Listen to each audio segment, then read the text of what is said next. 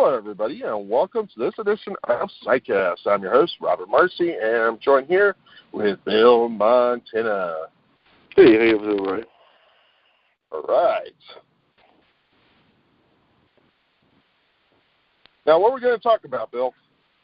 Well, we got all kinds of stuff to talk about. Like the massive amount of controversy my DVDs already caused. It just came out called Guru. It's available from skywardmagic.com. But, we could talk about that. We could talk about the wonderful little aged ancient skulls that Little Jimmy's Prop Shop is putting out. Go check them out. What do we got new? I mean, do we have anything new magic that came out this month? Usually this month's kind of offbeat for a lot of the magic stuff. Did you see anything new? Yes, I did, Bill. Let me get it right now. Okay, there is a digital reprint of the entire series of Seance magazine. And, oh, yeah. This magazine was put in the 1990s. Late 80s, early 90s. That was brought up by Scott Davis. And there was been a lot of contributors to it, like Raymond Carlisle, Max Maven, Eugene Berger. How about this? Tony Andruzzi. Mm-hmm. Yeah, so you got a lot of, there's been a lot of issues. And what's so cool about it is that, you can go through it, search it, and it's got every issue. And the total price of that is going for $39.50. That's a pretty good deal. Yeah, it's cheap because if I remember correctly, it was being sold for $50 an issue back then, if I understand correctly. Well, once it hit the collectible market, yeah. The thing was fairly expensive. Right. It was also kind of hard to find because it was a mail-in zine. You had back then you mailed away for it, then you got the episodes monthly. Uh-huh. Yeah. So, so that was something that I was really, really excited about. Lee Earl, there's like a whole host of contributors to it, Yeah, who's selling it? Well, right now the only place that I saw it was at library.com. Right. Yeah, so, but looking over it, this is something I'm probably definitely going to get. The only thing is that it is going to increase to $50 after Halloween. So until Halloween of this year in 2017, you can get it for a much reduced price. So it's a fairly scarce publication anyway. Mhm. It didn't last very long, a few years maybe, but it's got some good stuff in it. Oh, for sure. Yeah, since it's PDF and it's properly searchable, that'd be great. Yeah, in total, going from 1988 to 1991, there was a total of 12 issues that came out. Yeah, that's what I'm saying. It wasn't. I remember it was pretty thin. Right. So, like I say, it's got the original ads in there for products that were being sold. Every sheet of advertisements. So. Well, that's where you got a lot of your stuff. Like you'd find that rare stuff. Mhm. That was you bought the zine, and then the zine had a few advertisements in it for other products, and that's where you got those. Yeah. There wasn't like it is now, where you can just go up and I'll take that. And you kind of there was a pretty good lag time on a lot of this stuff. Yeah, exactly. If I remember, so with Tony Andruzzi, the materials that he submitted for this magazine, I think that right there is worth, even if you don't read anybody else's thing, but Tony Andruzzi's stuff, I think it's worth its weight in gold. Don't you think, Bill? Yeah, it's cheap. Yeah. Yeah. I mean, the Demon Diary runs about $250 a copy. Exactly. Crazy, man. It's just expensive. Right. And it wasn't a lot of it printed. I mean, although the Demon Diary's probably got the most printed of all of them, maybe 100 copies. I mean, it's still pretty thin. You know what I mean? Yeah. And then I think probably some of the ads, you'll probably see some Brother Shadow stuff in there, if I remember correctly. Mm-hmm. Early or late Brother Shadow. But I mean, you know if Mary Tolman's got anything in it? That's what I'm checking right now. Because that's the one that did Over Flame. No.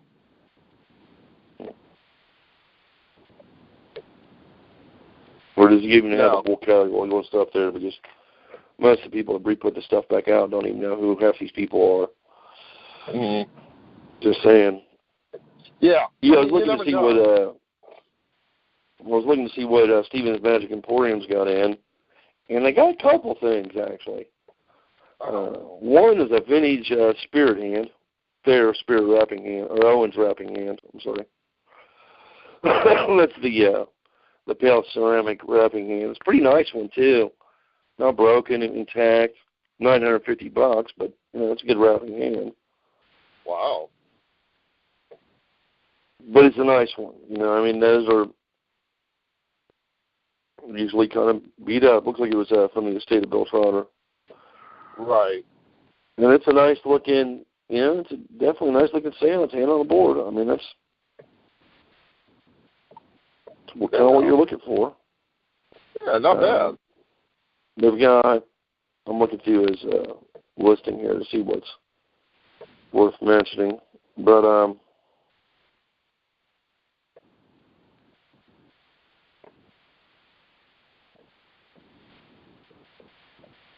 yeah, little Jimmy stuff there, you know, the PK Skull, PK Brain, and the PK Scarabs they got for $16. That's cheap. Wow. Snatch that CPU stuff up, people. Yeah. Because, I mean, you're going to be doing some PK work, and this is definitely the season to be able to use it. You know, Jumbo Locking Card Box. Looks like a pretty good one. Uh-huh. And then, yeah, the old Tom Stallers hat brush from Thayer. It's used for brushing off your hat and loading coins.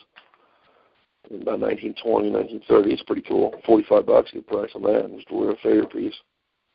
They didn't sell that many of those. Nice. I'm kind of a fan of Thayer and P&L, so. Uh-huh. Oh, they got the Viking, the haunted bottles. The wood ones from Viking with the little brass cap. Uh-huh.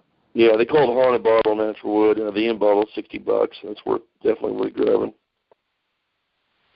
Because those are, you know, it is the time of year to pull out the haunted bottles.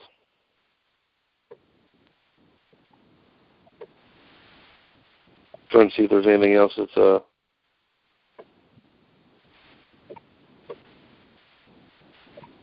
it's really cool, but most of what I see is a lot of some, you know, really good vintage stuff this week.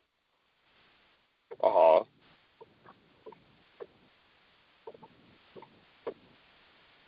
I mean, you don't usually see some of these things like spirit wrapping hands. Yeah, so it's a grand. Get over. Oh, they've got a set of Powell spirit slates in, the Victorian style. Mm-hmm. Running 200. Those are pretty nice slates. If you're looking for a set of slates.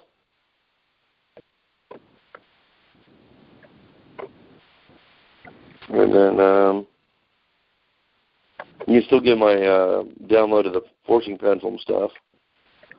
Pendulum forcing with any pendulum there for $25. It's actually pretty good work if you do pendulum stuff. Sometimes you need to put the pendulum in a person's hand. Yes. Very powerful. I'm just going down the hot sheets here to see if there's anything. Really hasn't been a whole lot coming out lately. Oh, there is that. Yeah. that Locked by Jim Keyfield. A lot of guys were asking a lot of questions about the, what magic lock should I use? Now, for those of you who don't know, Jim Keyfield wrote a book on locks, magic trick locks.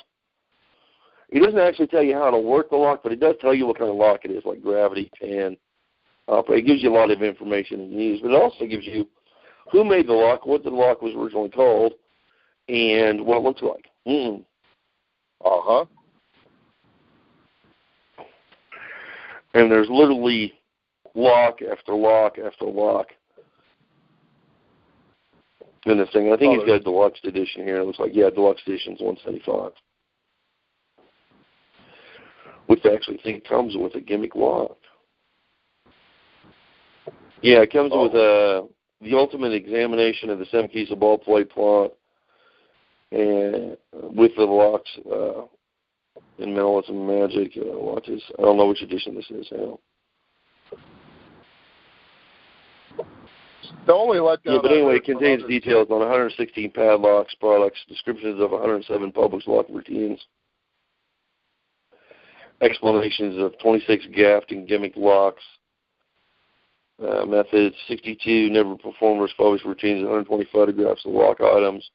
It's a pretty comprehensive work.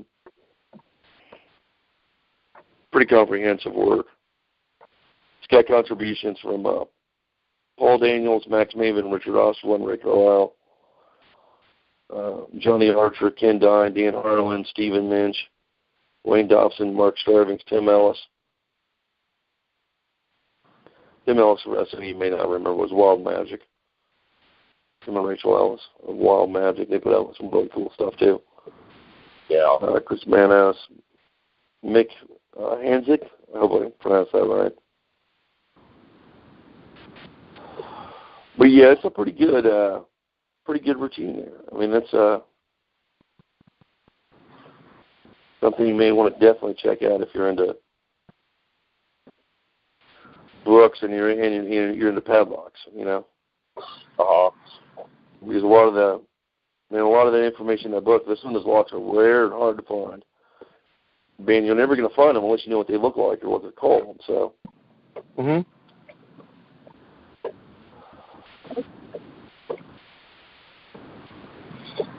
I think it's that's the only bummer I heard, and I mean me included, is that people were expecting that they were going to find out how to gimmick locks in that book and everything, but it's more like a catalog resume of the locks that have been released over the years. Mhm. Which, I mean, that is kind of, like in the art world, you got catalog resumes of so-and-so's paintings. It's kind of the same thing, Right. But it's extremely valuable information if you're looking at, let's say you're looking at using a lock routine, but you're not really sure which lock routine you want to go with, what style of lock appeals to you,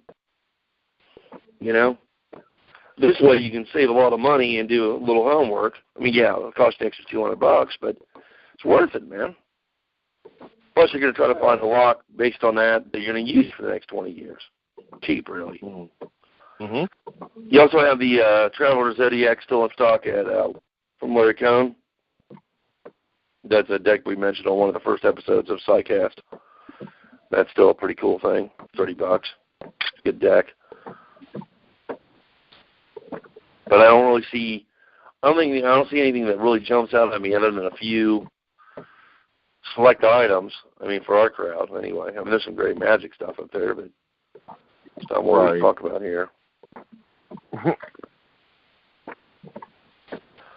And it looks like they got some of the, what was his name?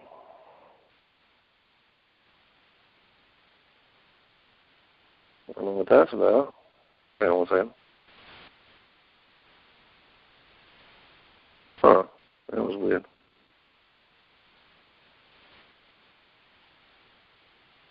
It was glitchy. They had a prediction chest. I think it's I can't remember who it is. It's a black box prediction chest. Oh, they got the, that just came out recently. Ted Karmalovich put out Thoughts from Vegas. Recently. 2016 Thoughts from Vegas, Ted Karmalovich, $20. It's a good one. Book on. Yeah, it's got his lottery prediction, boogie board bang night, celebrity gazer, three-wall bang night, psychic spectator book test. Got some pretty good stuff in it. Right. I mean, Ted's work for $20, a good deal. There's, I guess, there's 3 left of those. Really never had any problem with Ted's work. Everything seems to put out is pretty good. Oh, for sure. And it's simple to use. It's not going to be complicated stuff, so.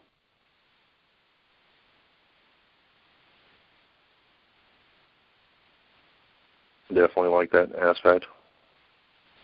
It brought me back up to the top of the page. I don't know why. I'm not finding the...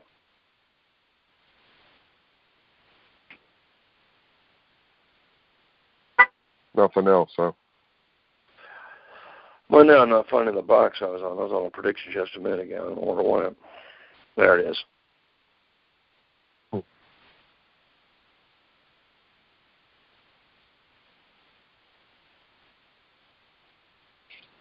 I can't remember who this is. It's a metal box. The black box, the evolution of Q&A. I don't remember. It doesn't even say who it is. I can't remember. It comes in an ATA case. Hey, that's pretty cool. All right. That expired. That expired. The free ATA expires August 1st, 2017. Too bad. No free ATA case for you. Yeah, it's $1,600. I mean, that's pretty much the going rate on a prediction chest. Or a Q&A switch box. This one looks pretty normal. This one looks just like a metal box.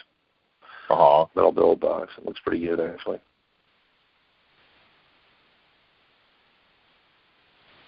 But I think that's about it. I mean, I don't see anything that's really...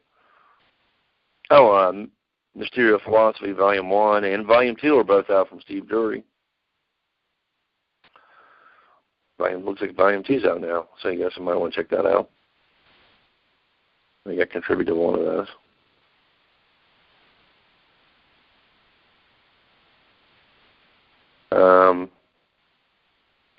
Yeah, that looks about it for the mental type stuff.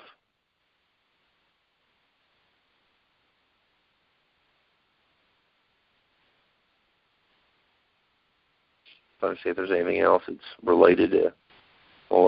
Yeah, there's still some of those. The Sight Unseen case, the infamous SUC case from Lark's Drivings. They have a few of those in stock, so that's always a good item. Ted Leslie's lecture notes from FISM, 97. That's new. Oh. Some of you actually use the Leslie deck, so. Morph, Sean Mosaka, the ESP thing. It's pretty cool. Yeah, he's got some new stuff in for the holiday season. And there's a regular copy. He does have a regular copy of the lock book from Jim Kingfield. It doesn't have the gimmick lock that comes with it, but you can get the regular book for $85. Which actually are worth owning because it's got a lot of stuff in it. Especially if you own more than one lock and you can't remember what the lock is. Look it up by type and go, oh, there it is. Oh, that's definitely helpful. There's looks like they got printed copies of Psychic Mafia in for $21.50.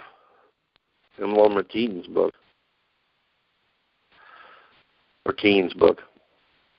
Got some interesting stuff in it where he exposed a lot of the charlatanism going on at Chesterfield that he was a part of.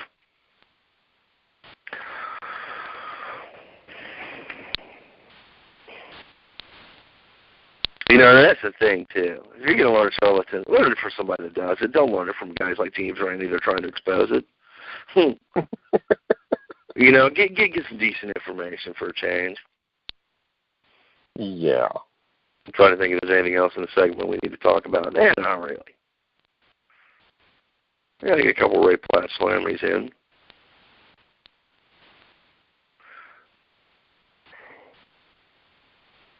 Trying to think of this. Yeah, I don't see anything. I don't see anything. It's just, you know, saying, hey, buy me. That's actually a cool item. I've actually seen this. It's the now you guys that like to run the three shell game, but are more bizarre. Mm-hmm. They got Marie Antoinette skeleton shells by Roscoe and the Igor skeleton shells by Roscoe. Around $63 to $68. They come in a little wood coffin case. But they are, you know, you run the shell game with skulls. Kind of cool. Desert. All right. Kind of nice. Oh. You remember the King Tut? The little plastic King Tut you put in the coffin, in the sarcophagus, and it rises up? Yeah. They got a Burma version. Buma, B-U-M-A, version for $65 now. That's pretty cool. Oh, nice. Yeah, that's always a good worker piece. I actually like that piece. I used that piece quite a bit years ago. Mm-hmm. These are kind of fun to do, you know? Yeah. Prediction. And you can use it for other things, but it's pretty cool. Yeah, that's all. Great mental effect. Great mental effect is Autismo. They got it, the Louis Gaynor version. Not the Owens built, but the Louis Gaynor's built. Autismo. Some of you guys don't remember that. It's got a little wood stand with it. It's pretty nice. But yeah, that one's a great one. Plus, I really like the way Louis builds, you know. Uh-huh. Louis builds some nice stuff. And, you know, 150 is not bad on that. You have your deck of cards with it and stuff. But, I mean, that's a good little effect to use in the parlor situations.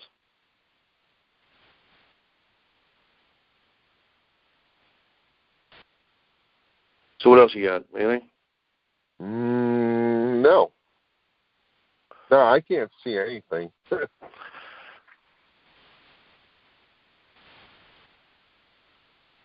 Yeah, that's pretty much what I had. I mean, let's cover some Nelson.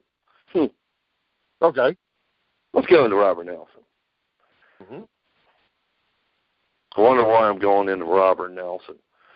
Because there's basically two types of mentalists working today. Those that follow Nelson and those that don't.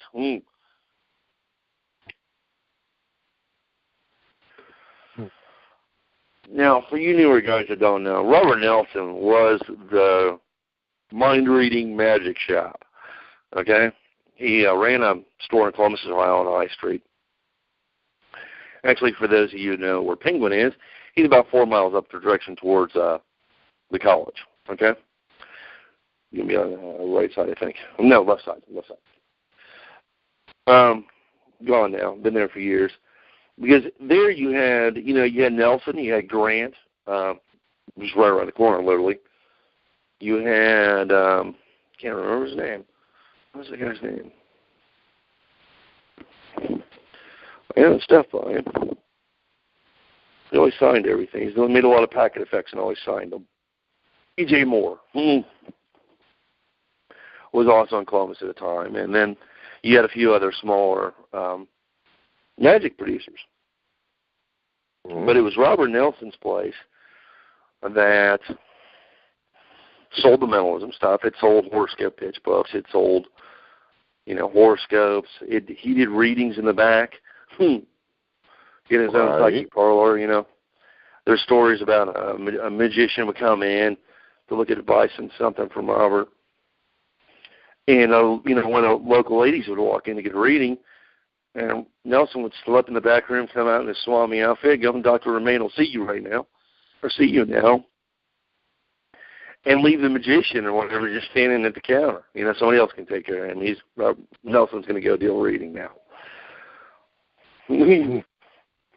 Great stuff, right? Because you can get it all there. You get all your back of the room supplies. You can get some amulets, tokens, good luck charms. You know, whatever widget you're pitching, he had in his stock in the back room. So, you know, because that was mentalism, right? Yeah. Let me go back to 1944. 1944. The book is The Encyclopedia of Mentalism. The Encyclopedia of Mentalism and Allied Arts. Sometimes I refer to it as related arts. A long story. I had a copy of this book once that had a big stain on it, and it always looked like related where the Allied was. Definitely. Mm-hmm. Chapter 3. Probably the most quintessential chapter ever written on the topic of mentalism. And it's literally, 3 pages?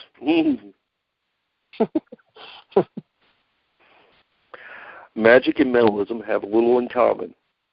Let me repeat that again. Magic and mentalism have little in common, except that they both endeavor to entertain through mystification. The magician is aided and abetted by an abundance of paraphernalia and apparatus, and does not have to rely so heavily upon his ability as the mentalist. In fact, most magicians merely do a series of tricks. The mentalist does likewise, not as tricks, but as real miracles. Let me read that again, just so you make sure you get it. The mentalist does likewise, not as tricks, but as real miracles. That means we present it real, right? Uh-huh. There are many intermediate steps to the success in magic. The beginner, the novice, and the professional. The mentalist must reach the top of the ladder in one leap. He cannot successfully project himself on unsuspecting audiences unless he has attained the knowledge and ability to first convince his audience that his demonstrations are real, or at least create a reasonable doubt as to their authenticity. He's not selling tricks, but himself. He is endeavoring to sell his ability as a mind reader, telepathist, or exponent of psychic research. Apparently, he has no aids, but his own ability to bring about this realization.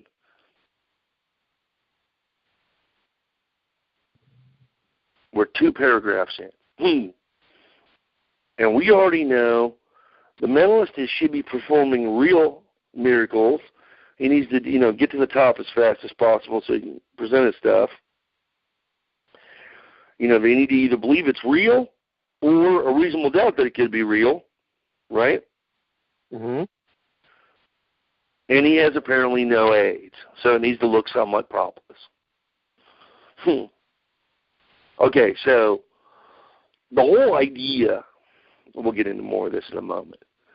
The whole idea of most of the arguments about mentalism, right, are destroyed in the first 2 chapters, or 2 paragraphs of the chapter. The first 2 paragraphs, right? Right. Propolis doesn't work. No, wrong, scratch that. The mentalists are doing tricks. Well, no shit, we're doing tricks. We're playing them as real. Got that? Magic and mentalism have little in common except they're doing mystification. All right? There is no commonalities between magic and mentalism, according to Nelson. And I actually consider Nelson to be correct. We're 2 paragraphs in. We've already gotten rid of the idea that, you should make this stuff look as propolis as possible, or, propolis as in, like, I'm not going to pull out my big giant squared circle on stage, Yeah. That's what we're talking about. 2 paragraphs. First 2 paragraphs. So, that's 40% of the argument in magic and mentalism is destroyed in the first 2 paragraphs. Mm-hmm.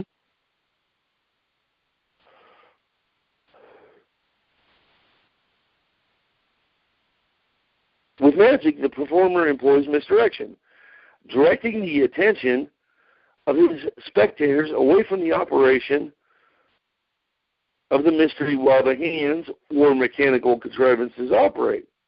With a mentalist, it is misbelief. He must cause his audience to believe something other than which actually occurs, or instill a reasonable question of doubt. He must at least brilliantly hang on the large question mark of his audience and spectators' minds. True or false? Genuine or clever gimmick? Or clever trick? Okay, now that pretty much sums it up.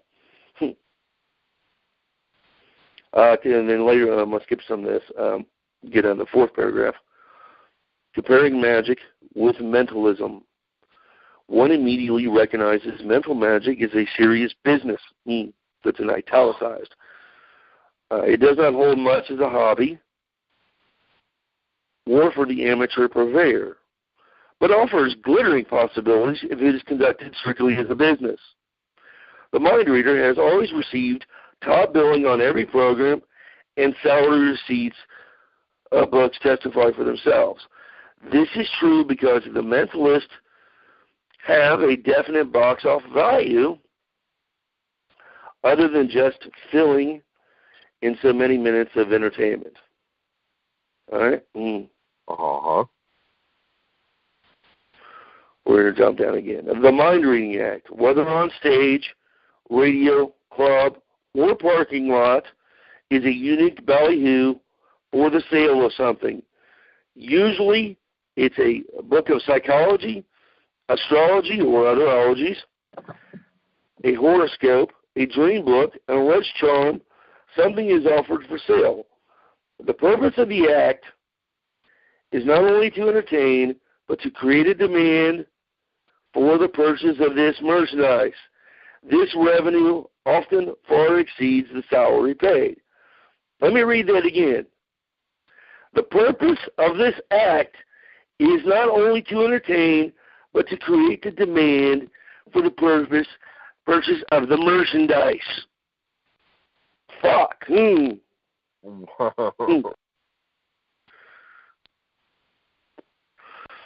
He also writes, mentalism is a commercial mercenary. If you will, it functions only for profit previously.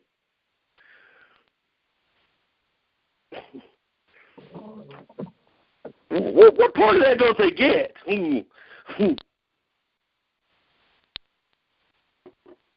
Some people just don't want to get it.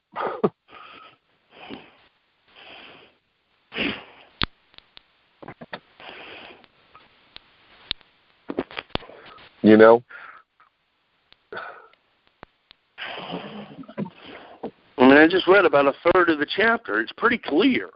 The mentalist act is using these ballyhoo designed to sell something. But then I'm hearing mentalists talk about, we can't sell anything. That's unethical. You're a goddamn mentalist. Draw a pair of balls and sell some shit. Or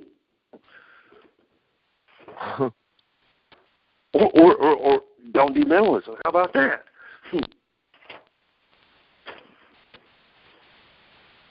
Yeah, I mean, if the prospect is uncomfortable, then don't perform mentalism. Don't do it. Right. I mean, it's not magic, dude. You're not doing magic. Let's be clear. Mentalism and magic do not have anything in common. Other than they try to entertain through mystification. It is a completely different style of performing. Okay? Uh-huh. Its approach is different. The context is different.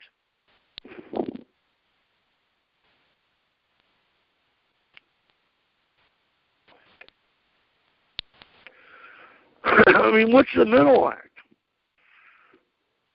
It's an act that's designed to sell something. Mm-hmm.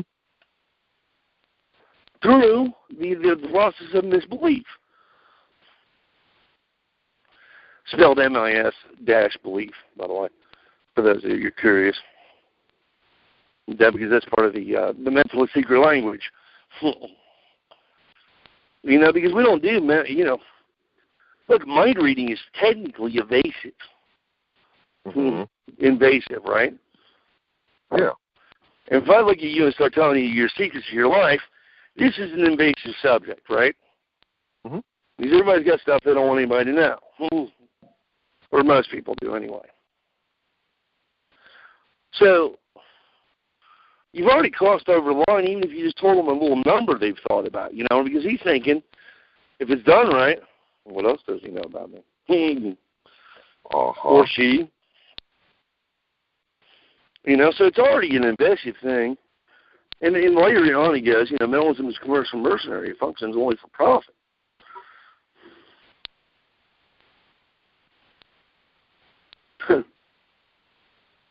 So why am I doing this? What am I doing this to share to my friends? Am I making a profit on that?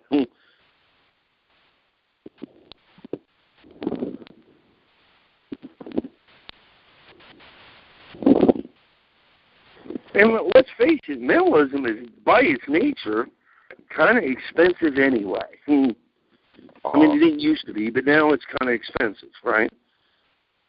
It is. It is expensive. Well, it can be real expensive if you're using electronics. But if you're not using electronics, you know, to find out how to do a billet switch probably costs you a couple $100. Yeah. In some cases. And you got to know which books to read, right? Right. Because they're not all equal, let me tell you. And then, you know, when later on he talks about psychic work, and Nelson used to put out a lot of stuff for readers, you know, like The Secret Reader's Private Guide. Or the Secret Medium's Private Guide, I think is what he called it, 54. Originally released in like 44, 46, and then republished in 54. Sold under the name of Dr. Romain. Porter Romain. But, you know, this is, you know, and, you know, all I hear these days is, oh, mentalism is unethical. But I'm hearing this coming out of a mentalist's mouth. That one baffles the shit out of me, man. Right, because the truth is, a mentalist can demand and charge far more than a magician. Carry less, too. Exactly. And, you know, the old mental act, I mean, I'm not talking about the psychic entertainment and like New Age shops. I'm talking about the mental act, okay? Mm-hmm. Because those are two separate fields of mentalism.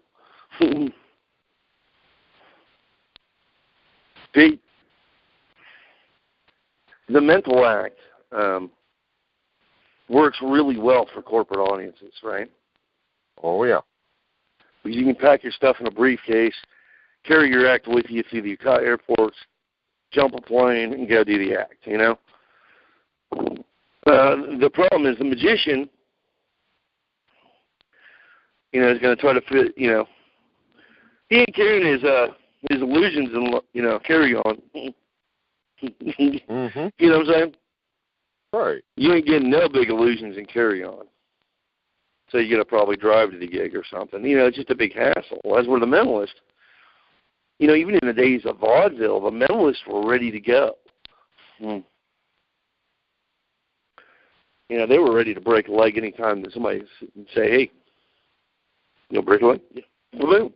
He's on the stage. And let me clarify that. Breaking a leg. The term isn't like a term for good luck. It later became a term for good luck. Breaking a leg meant on the vaudeville stage because there's a bunch of acts. You only got paid if you hit the stage. Okay? But there would be a lot of people in the back wings, you know, acts waiting to go on, and the guy would say, you're up. boom, you go on stage, right? So, but once you cross the threshold from the wing to the stage, you're getting paid, you know? Even if you get drawn off with a hook later, you know, you still got paid.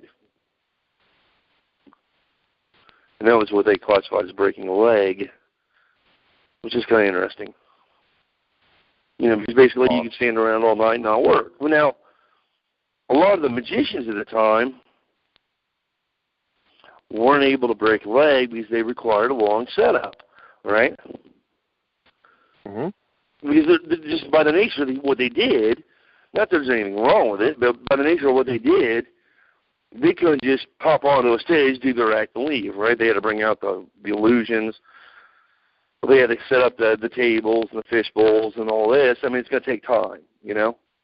Uh-huh. In the vaudeville, mainly in vaudeville, what they were looking for is, oh, singer? Great. Boom. We'll play some music. You guys hang, get off my stage. Bring out the next monkey act. Okay, boom, gone. Mentalist, in. You know, and it was just bam, bam, bam, bam, bam. You know, you might have an hour and a half show, and you got a 2-hour show. You got 15, 20 different acts. You know, where if they put the magician on, the magician, because of his setup time, is going to kill 5 or 6 of those acts. You know, unless he opens the thing. And then you still got to tear down and move the stuff off the stage. That takes time. So a lot of the theater owners and the promoters of those shows decided, hey, mentalists, you know, close enough. Let's go. Because nobody wanted to screw around for 20 minutes while this guy tries to figure out where his damn hanky is.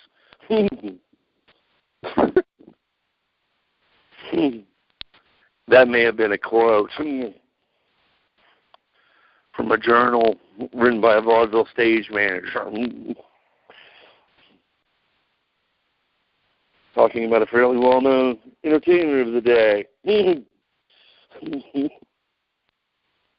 Yeah, some people were just not happy. But, you know, what they wanted to do is burn and turn, you know. And that's why the mentalists got a lot of the gigs back then. Right? Uh-huh. Lots of mentalists were getting a lot of gigs. And there wasn't that many of them. I mean, it was a person that go acts. You know, the guy walks out in the audience, the woman sits down on a chair on the stage. Maybe a little blindfold introduction, but you can vary the length of the time of the act. You know, 5 minutes, 10 minutes, hour and a half, whatever you want.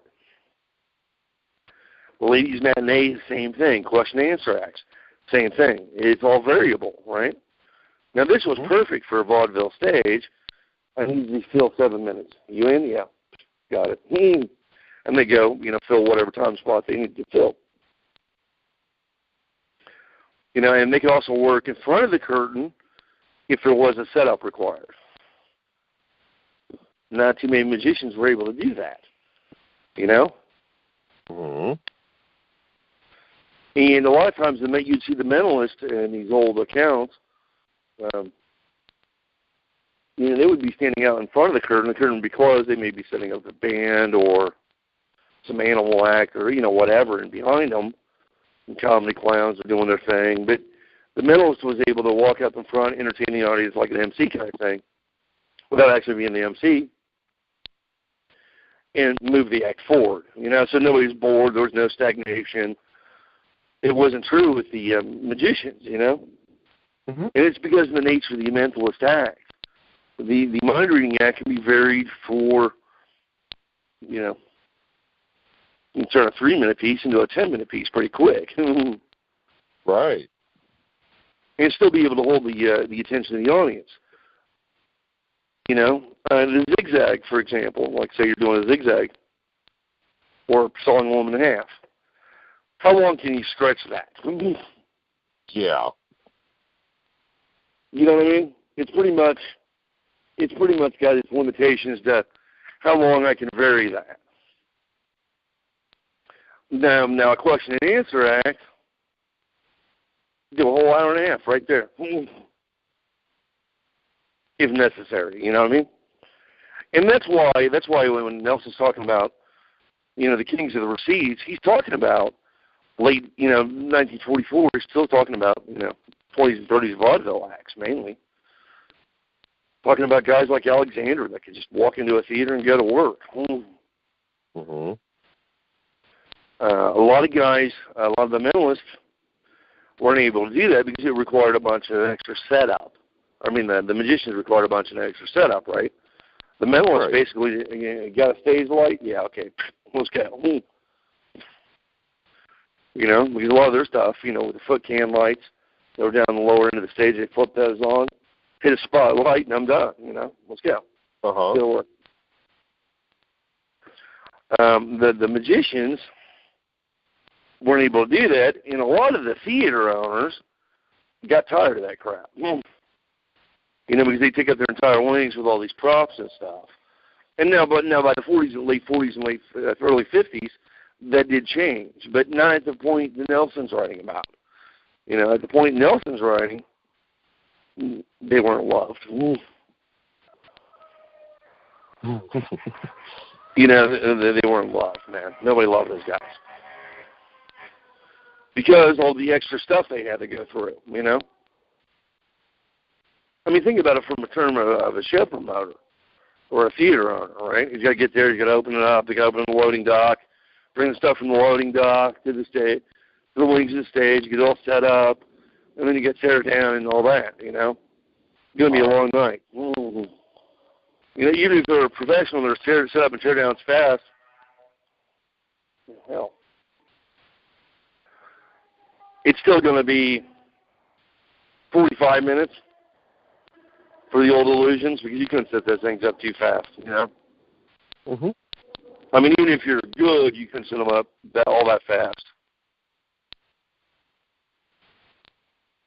Mentalist walks in with a briefcase and, hey, how you doing? Hey, boom, boom, right to the stage.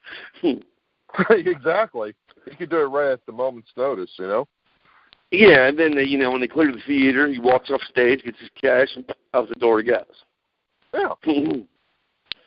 And that's one of the big reasons that there's really no band other than maybe the piano player. You know, he's already there anyway. You didn't really need a whole lot for these guys, you know. And that's one reason that mentalism back in the day, 20s and 30s, grew in massive popularity.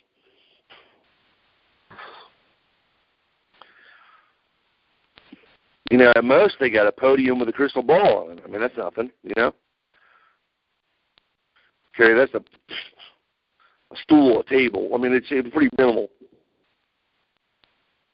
But in the early vaudevillian shows, a lot of them didn't even have that. They may have a stool, like they grabbed on the way on the wings. You know, the guy that the wingman sits on, grab a stool, drop it over, boom, and they're good to go.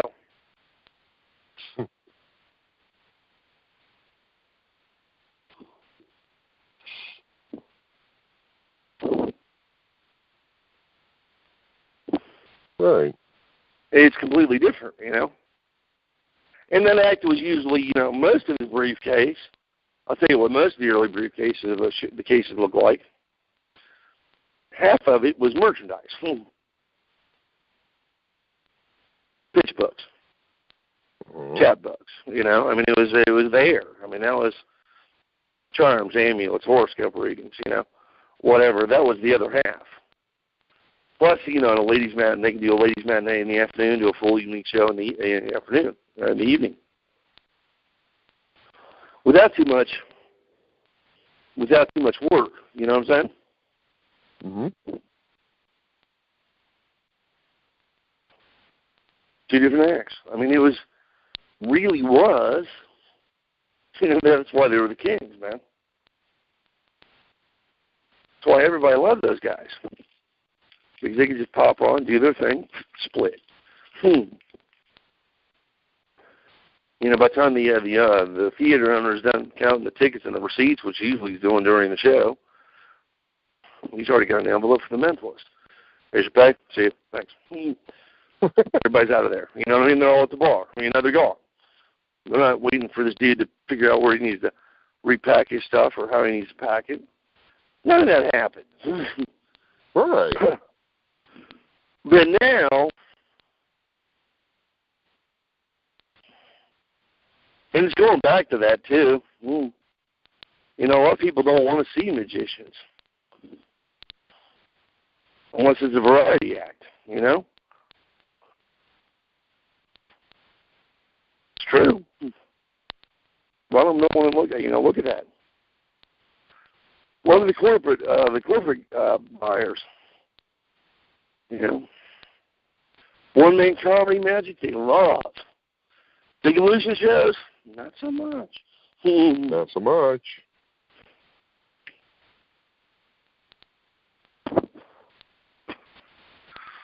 I mean, trade show acts. You know, a good card guy, yes, sir. Okay, coin guy, fine. Mentalists, they love them. And the main reason they love them is because the mentalists are there to do a unique value designed to sell something. And in that case, it helps sell the products for the company that hired them.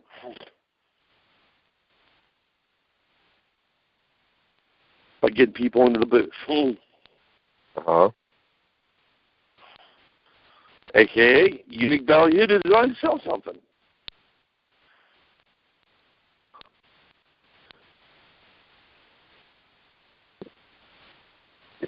You're always selling. That is the truth. You're always selling. Whether it's pitch products or yourself, you're always selling. Even from the time you get to the venue, you're selling yourself. You're selling yourself, you're selling your products, you're selling everything. Everything.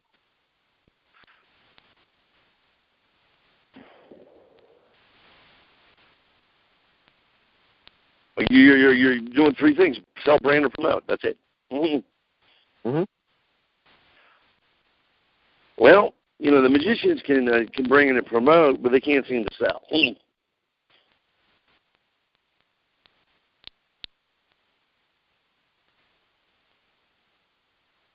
I mean, how many mentalists do you actually see on, like, Gig Posty, whatever?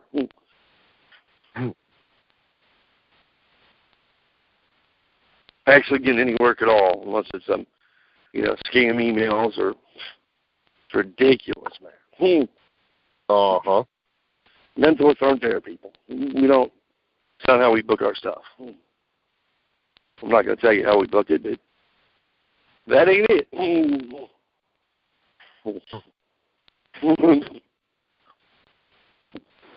Walking in the door of the theater might be a little closer.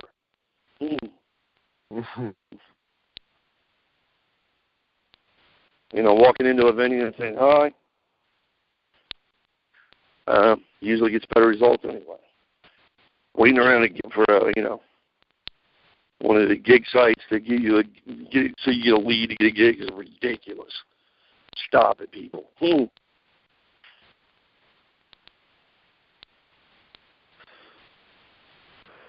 Anybody can post anything on there. You know what I mean?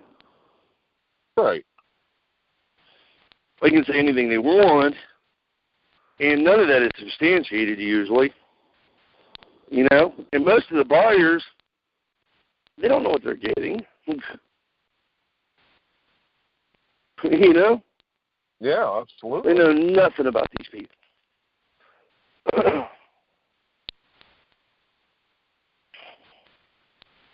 And that's why they don't get work. Nobody believes it. Right, exactly.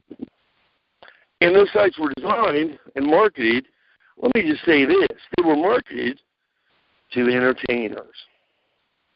They weren't marketed to anybody else because they wanted the entertainers were the ones that paid them the money to be on those sites. Right? So the business model of that site is basically just a way to get you, as an entertainer, to pay them money. Who's their client? Sure in hell ain't the people that buy your show. It's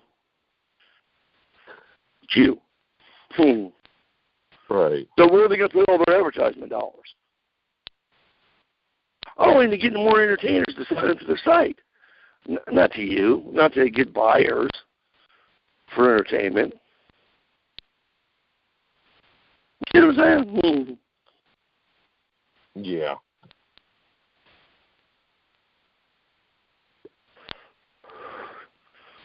So that tells you right there why you don't want to be on those. You'd be better off with an ad on Craigslist. It's more believable.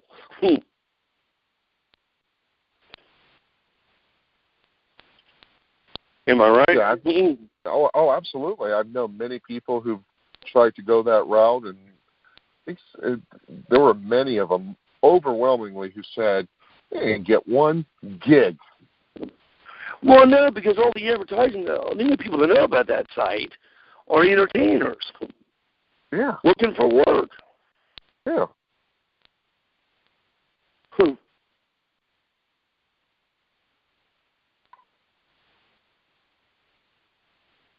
But there is no work because they're not advertising. What are you going to do? Join up with another entertainer? And then both of you can be sitting there and not having work together? We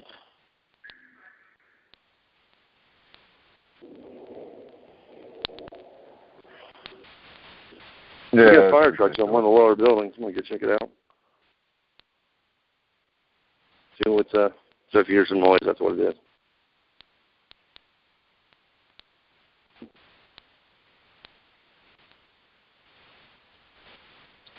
Yeah, so what are they thinking, man?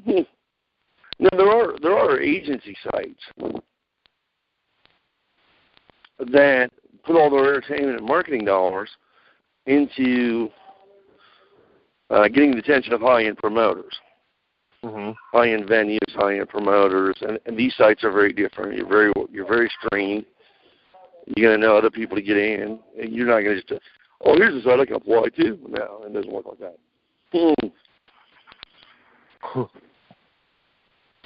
It's like some of the big, working with some of the big entertainment agents, They're going to know you, man. They're going to know you'll show up. Right. And mainly, they got to know you. They don't care about anything else. They want to know you, and they want to know if you'll show up and do the job. That's all they care about.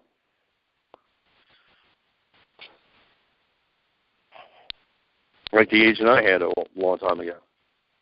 He takes a big chunk of money, but he was good. Worked out in New York. I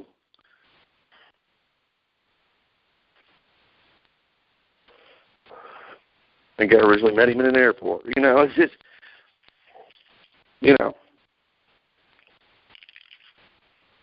But they really, you really need to rethink a lot of this babble they're giving us, Mentalism and magic are the same. Bullshit. They haven't been the same since he had 44. You can believe they're the same, sure. You can believe whatever you want, but you got caught by some misbelief there. As Nelson would have put it. That's misbelief. Not true. Yeah. Because every mentalist I actually know personally, and some big names too, they are there to sell as much swag as they can sell. Hats, T-shirts, they don't give a shit. Well, that's the name of the game. Well, yeah, because that salary is huge money, man. I actually worked up a booth for a buddy of mine selling some of his swag. That motherfucker sold some swag. Yeah. His show fee was, I don't know, $5,000 to $7,000. It sold like $20,000 worth of merchandise. $27,000 gig. Good evening. You know what I'm saying? Oh yeah.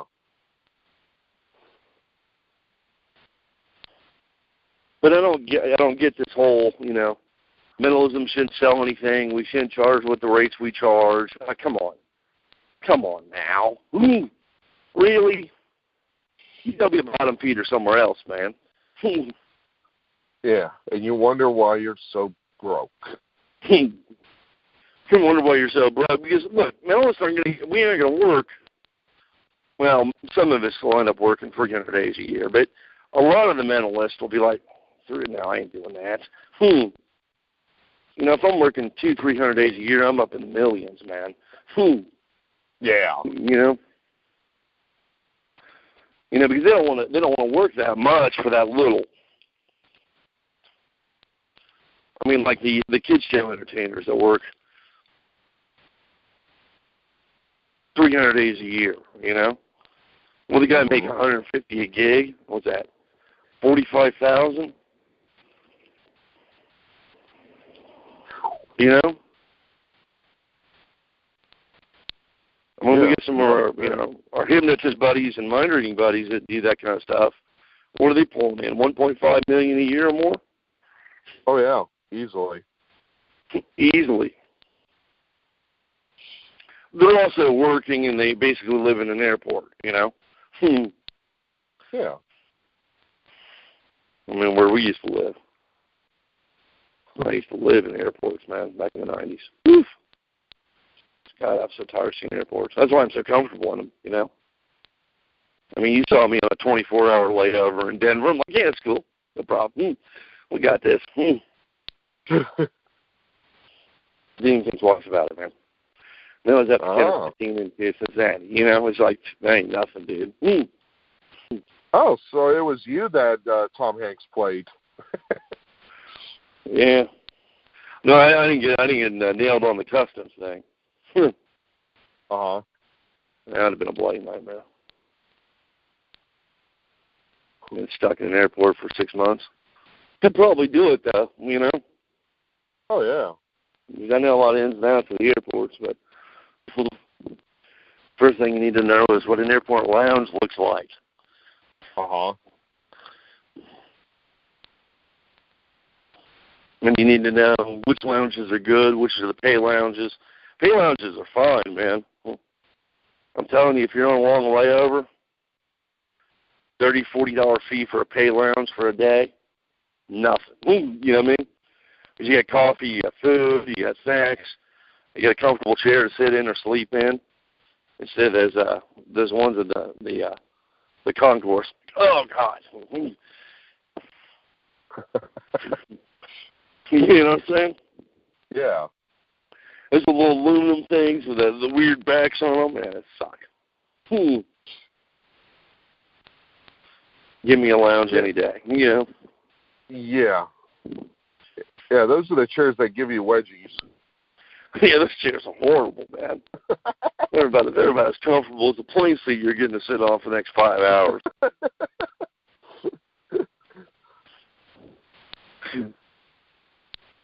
But that's what I'm talking about. Though, you know, you got to be able to work those angles, so you know, where's a good area to eat at, what's good, what's not, what's quick, what's not quick.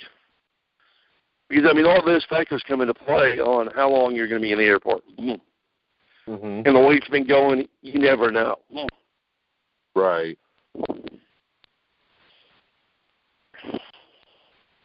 You know, and if you got a choice between this airport and that airport on a layover, you better know which one to be on a layover in. You know, because when I'm popping down to Miami, I got two choices. You want to hear them? You there? Yeah, I'm here. Yeah, when I get down to Miami, I got two choices on layover. Detroit and Atlanta. Which one do you think I'm taking? Atlanta. Yeah. Yeah, because why would you want to go to Detroit? I mean, you spent a couple hours in that hellhole. Oh gosh, yeah, I fell asleep in that place. I hated it. No smoking lounge. It might as well be a dry airport. You can't even find a drink half the time. Yeah. Everything's closed. I mean, what the hell? But, you go to Atlanta, I pop off Delta's terminal, depending on which one of the terminals I pop into. I'm 2 to 3 doors down from good coffee, smoking lounge, and bagels and whatever else I want, Uh-huh. I don't have to deal with that Detroit crap. Yeah. And, I'll take Detroit if it's like, I'm, leaving one plane, jumping another plane, and flying out. Basically just hot planes. But other than that, I'm not going back to Detroit now.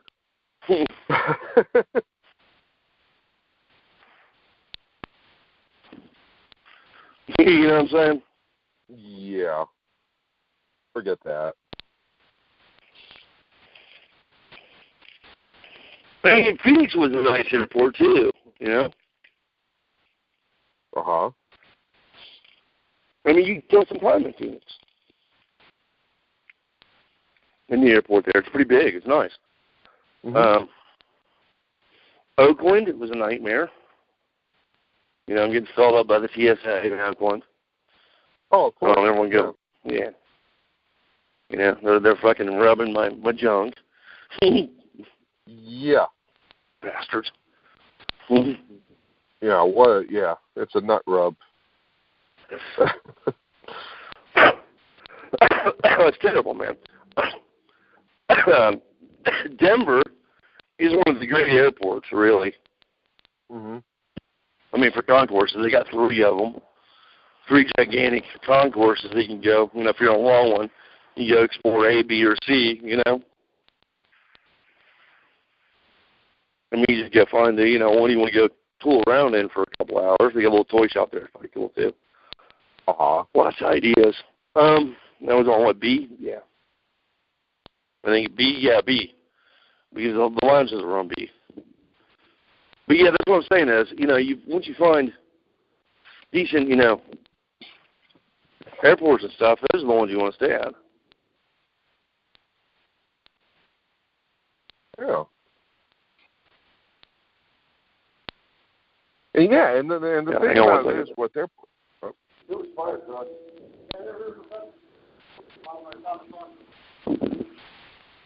Yeah. Good. I was going to say that, you know, when you're waiting all those hours at an airport and everything, you know, if you're talking to some people, you know, do something for them, because you never know. Here's the thing: you never know who is sitting there, and you know they see you do this stuff, and then you say that you know you do these for like corporate events and stuff like that. I mean, you know, you might bump into a decision maker who's looking just exactly for something novel as what you're performing. Yeah. I mean, you know, when I went up to Atlanta one time, right next to me is the VP of Coke. Uh-huh. VP of Coca-Cola. Yeah. Jack, the guy that wrote, what is it? Chicken Soup for the Soul. It's published in 41 languages now. Yeah, Canfield. Yeah, he's sitting in an airport on a plane, and they were struck up a conversation with the person next to him. You know, general conversation. I think I'm a writer, wrote a book, you know, and I'd like to sell 1 million copies of it. She said, I can help you do that. She was the lady that ran all the airport bookstores. Wow. And they sold more than 1 million copies for that one. Right. Yeah, because, I mean, you got a, you know, really wide, diverse clientele. Now, there's etiquette rules in an airport. Let's cover a couple of those. They don't look at you, don't speak at them. Mm-hmm.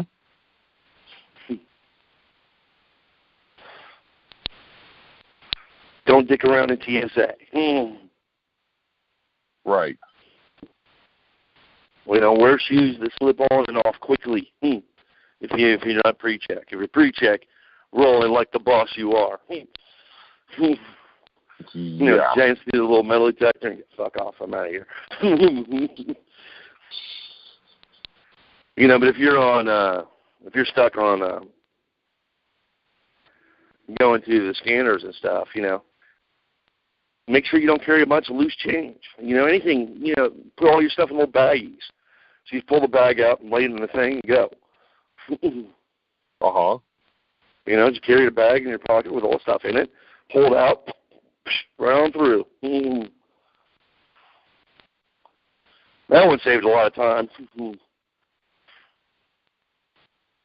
You know, keys, phones, all that bag, and I'm in TSA. Gone. Because there's nothing worse than there in the line at TSA. You know, no, great. If we take any longer, they're just going to fill us all up because they're bored. Right. We'll start pulling random searches on you because the line's not moving. And then you got to dick around for another 20 minutes.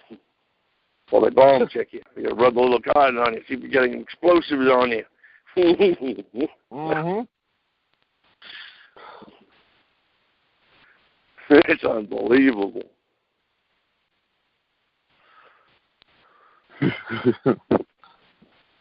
Oh, gosh. I mean, the last time we went to Vegas, right? Yeah. You know, you were already on the ground at the hotel. I was getting ready to meet Tom, and then grab Tom, and we're going to head to the hotel or whatever. Man, I stopped by the Vegas PD for like 20 minutes. Really? Yeah. And this is after I've been in, Cincinnati's airport for 12 hours because they gave me the wrong flight time. Oh, gosh. What are you going to do, man? Talk to them. You know, they were nice guys. I mean, they're fine. They're just doing random checks, Mm-hmm. Not that they just didn't go through half dozen TSA offices to get in there. We had a couple, layovers and bounced me around the country to get me there, but whatever, Right. I mean, it probably looked like I was drugged out because I was up for 48 hours flying around the country trying to get out there. Ridiculous. Right. But there's a lot of, I will say this, there are a lot of videos on YouTube on how to airport etiquette, what lounges to look at, and this kind of thing. Really handy stuff for an entertainer. Yeah. Stuff that you should know, how to get a seat upgrades, why you want to fly in certain areas of the plane, like towards the front. That's me. I know you like to fly about the wing area, but I like to fly as close to the front as possible. I don't want that flight lands, I can grab my stuff, I'm gone. I'm not waiting for church pews to let out for 45 rows. Oh, Jesus, he can't even find his bag. There's another one that can't find their damn bag. They don't know where they put their bag. It's above them.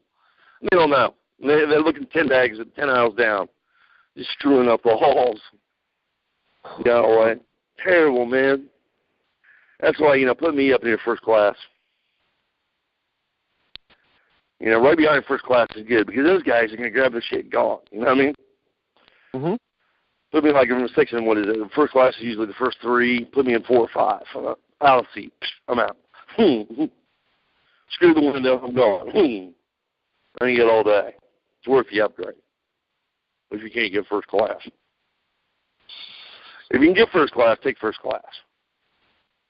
Yes. Yeah, and if you travel frequently, look into TSA pre-check. It saves you a lot of hassle. It's what, $90 a year now? Yeah. Yeah. But it's worth it. Yeah, you understand the long lines. Yeah. Yeah, you blow in and out. We had a pre-check going to Phoenix. Man, we were through TSA and like pre-check, scanner. They didn't question anything. They just gone. We even had pre-check in Oakland and still got frisked. Uh-huh. Fucking bastards. But no, I mean, Oakland Airport would be. I mean, it's a nice airport. It just, man, you got some assholes out there, and you could tell because the people that the TSA have dealt with before you, they're already pissed off for the day. Uh-huh. It's 8 o'clock in the morning, and they're already pissed off for the day. You know what I'm saying? It's not really their fault. They're just uncourteous people, And the best is to find a nice little, whatever you want, whatever you're into, Mm-hmm. But the private lounge and the slightly, for the guys that smoke, the little pay lounges, they're like $3 to $6. Kind of worth it, Uh-huh. Because you usually get the one in Cincinnati, even. Cincinnati's not a big airport at all, But you get a nice little smoking lounge there that's got, coffee. Just go in there, grab a book, chill. Comfortable chairs. I think the guy that runs it, one of the guys' name's Artie. Really good guy. Interesting guy. He's a old retired Army vet or something, and been there for decades, you know. Yeah. Just, they're really nice people there. Not bad not to fly. I usually fly out of there because Dayton wants to jack up the flight prices for heading that away. But if you like to head to Florida, it's cheaper, you know. You figure. I don't have to drive for an hour. Hallelujah. But yeah, that's mentalism is different, man. We're able to work with nothing or very little. Yeah. In most cases, we're able to get off the plane, stop at one of the gift shops, pick up a notepad and some pencils, and we're ready to go. Pens, right there. Envelopes, they got all that stuff. They got everything you need.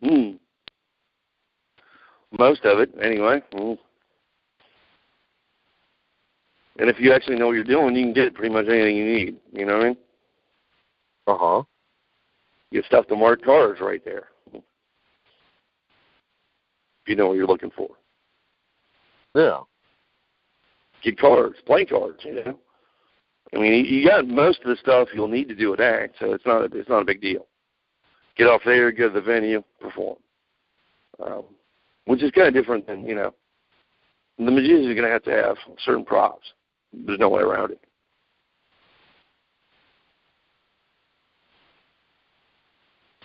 And we don't have to carry our gimmicks in our pockets, when we're going through TSA either, Right. They're going to look at a thumb tip or a swami and be like, what is that? Or some of the electronic gizmos, they'll be like, what is that? Hey, that's nothing, man. And then you got to explain too much, I don't like explaining what I do. Right. Because then if you should show them something, and then they're there another 20, 30 minutes, it's just ridiculous. And what are you going to do? You ain't leaving until he clears you, so. Yeah. But, there's, learn the airports, learn which ones to fly in, fly out to meet your needs, Everybody's needs are a little different in that regards, but,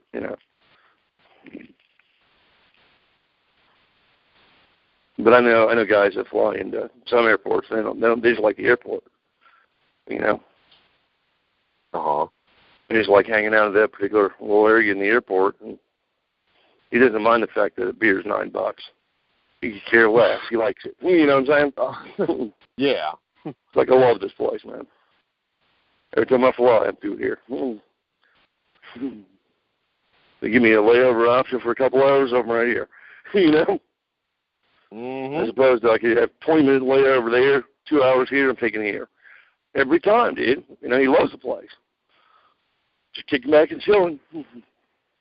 Yeah. But no, when you look at Nelson, let's go back to Nelson for a minute. Nelson was right, dude. Magic and mentalism really have nothing in common. And when we continue the history of mentalism, which we covered a little bit of that tonight, but when we hit the big history of mentalism, you're going to find out how little they have in common. And you're going to find out a lot of the stuff that was, quote, mentalism gimmicks were actually designed by magicians and weren't actually mentalism gimmicks. You were sold a bill of shit. Right. And then a lot of the stuff that on spiritualism, not what you thought it was at all either. Right? Not until later. Originally started out totally different. I'll tell you one right now. The History of Ectoplasm. Right? They'll come out of the spirit's mouth and whatever. Yeah. Originally, they used a really thin cheesecloth that was thrown over the medium by the researchers, the psychical researchers. Okay? And what they used it for was to be able to take pictures of the shape of the ectoplasm. because the cloth would rise up in that shape, and they'd be able to achieve the form of the ectoplasm. Even though they couldn't actually see the ectoplasm, because a lot of times the ectoplasm would appear as a real faint light or something, but it would have a three-dimensional form. And they weren't able to capture that on film. So they started, like on some of the trans mediums, the early trans mediums, they'd have them laying on a bed covered with this gauze, and if anything rose up out of them, like ectoplasm, they would be able to photograph that and at least know what the shape of the ectoplasm was. Oh. And nobody paid attention to that. So there's really early accounts when the guys are doing that. We don't know how they did that, you know? Was it a giant glorpy? I mean, did they gaff a glorpy? I don't know. You know what I'm saying? Because they're trying to capture the form, and some of these forms are really unique, especially some of the pictures I can. And now later, a short while later, some of the mediums began to project the stuff from their mouth, right? Because, ready for this? They knew the ectoplasm in this particular medium's case came out of the mouth. So what they did is they stuffed their mouth with some of this gauze to see if they catch the form as it was coming out. Ah. The gauze was a scientific tool, or the loose cheesecloth or loose woven cloth was a scientific tool used by the researchers. It was actually introduced by the researchers, not by the spirit mediums.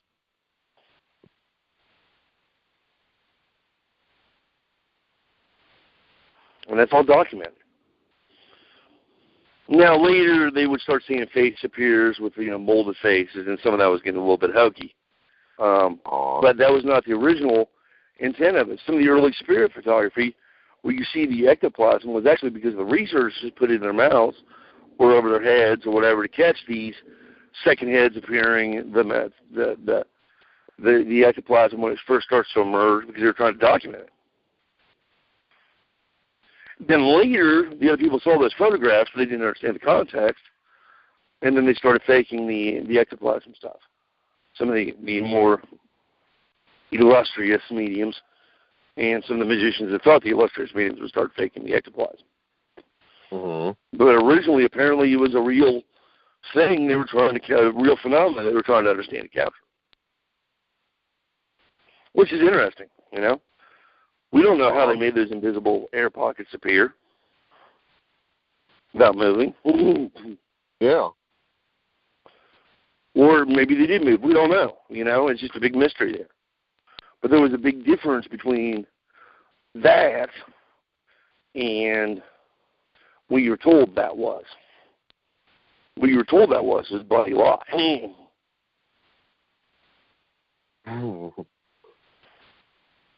And that's all documented. Very well documented, actually. In the earliest case studies, this is like, early on, 50s to 90s, 1890s. Now, after that, it's pretty much, it's going to get shaky. And it's going to get shaky for a whole bunch of different reasons, too. But it was the way, because they would set up a bunch of cameras on the wall, flash photography, then they would just start flashing them at random trying to catch this stuff. Because they couldn't actually get one camera centered on the medium because they didn't actually know where that would, if it pop up in the corner or pop out of his feet. They can't have one focus shot, so they needed broad shots. So they have entire walls full of flash cameras, all set on a trigger where they push the button, poof, take a picture of everything, Because they don't know what they're going to capture. Remember, this is old film cam technology, so they didn't have any concept of what they're capturing. All they knew, they wanted to capture it, right? That's all they knew. They wanted to try to capture whatever these images are, so they got some foundational stuff so they can study them. Yeah, ectoplasm. Wow. See, the whole story changes once you know just that. That comes down to the question is it trickery or is there something going on here? I don't know. Later on, yeah, trickery. Early on, I'm not so sure. Yeah. Because if you cover me with a cloth, like just say a cheesecloth that you strain cheese through, from head to toe, and then there's some weird-looking form that appears out of my chest that I'm just laying there with my hands on my side, and then there's a weird form that appears for a few seconds out of my chest, and you can see my chest, but you see this weird form floating above me. Yeah, tell me how to do that.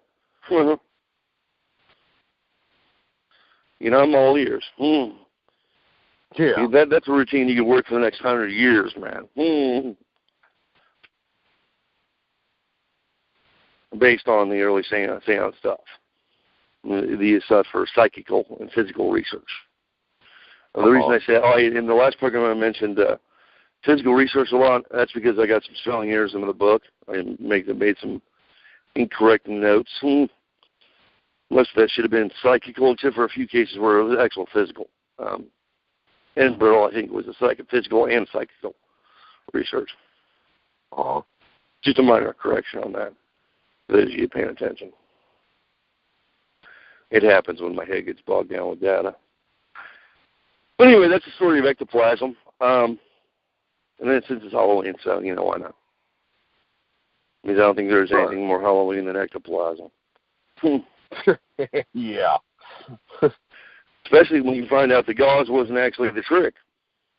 The gauze was to detect whatever was emerging, the ectoplasm. Kind of interesting, isn't it? Oh, yeah. Completely different than what they told you. Yeah, for sure. And completely different than what the documentaries even told you. A lot of the documentary stuff, lied. They didn't tell you the truth.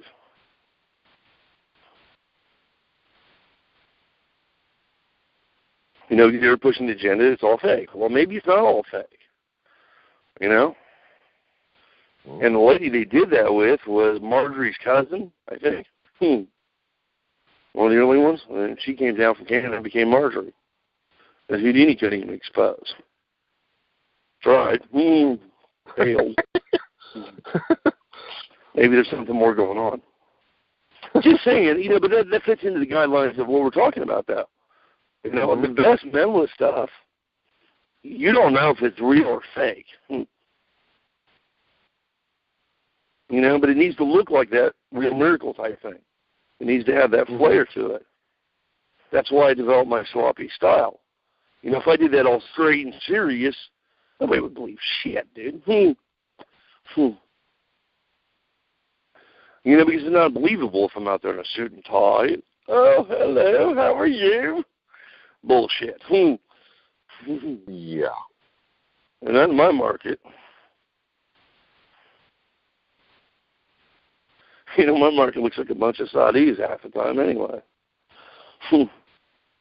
Yeah, which could be good. Could be bad. They don't have any money. They don't believe in it. But I take artifacts too, so, What do you can do? That market's great, because you can talk about anything, you can do just about anything, completely free. I don't stand there like with a stick in my ass. Hallelujah.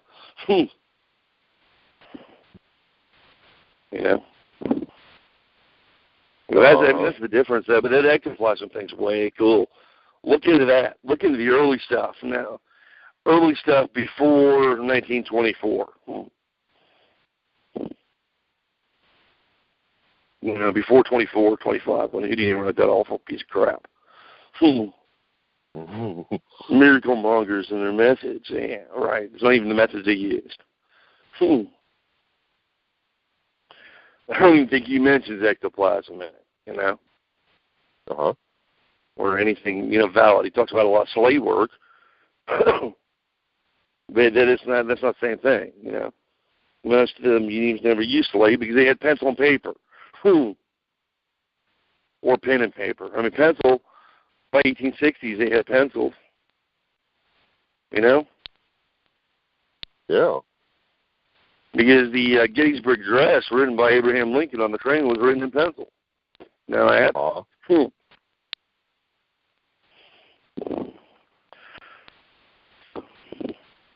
Yeah, but it's pretty cool when she starts separating out the reality versus the fantasy.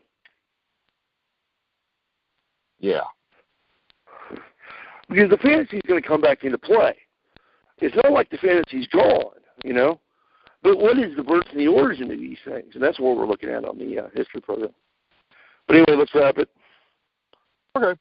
And just another reminder that, Bill's got his DVD out. It's called Guru, and it can be found at skywardmagic.com. SKYWARD Magic, MAGIC.com. And you can go there, check it out. There's a trailer for it. You can get a sneak peek, a glimpse into the video before you buy it. But it's really, really good stuff. It's the stuff that Bill covers in there will really make you look like a guru. So, really good stuff. And that's only part of it. It only takes out. Cool. So, Bill, thank you, and we will see you guys at the next Psicast. Until then, happy Halloween. Take care.